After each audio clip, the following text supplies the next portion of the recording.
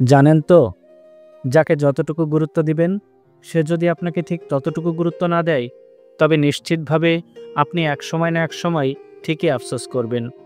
নিজের অবসরে তো যে কেউ আপনার খোঁজ নিতে পারে, যে কেউ আপনার সাথে সময় কাটাতে পারে, কিন্তু নিজের ব্যস্ততায় সবাই আপনাকে সময় দিবে না।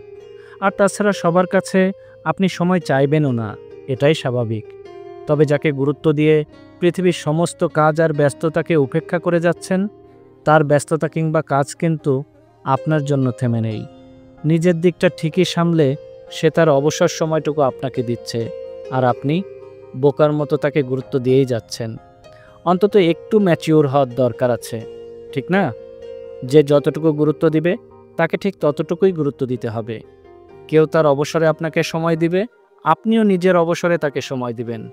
কেউ ব্যস্ততার অজুহাত দেখাবে, তো আপনিও তার কাছে নিজের ব্যস্ততা তুলে ধরবেন। কি দরকার শুধু শুধু নিজের মূল্যবান সময়কে গুরুত্ব না দিয়ে অন্যর পেছনে সময় দেওয়ার?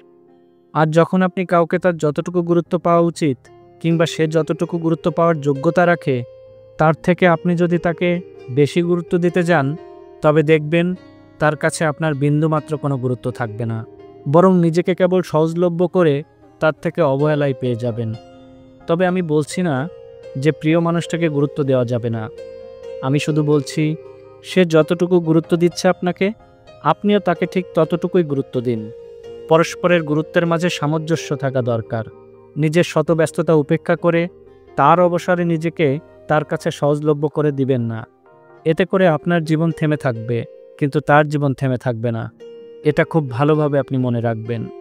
তাই যে যতটুকু আপনার জন্য করবে, আপনিও ঠিক ততটুকুই তার জন্য করবেন। এটাই পরিষ্কার কথা।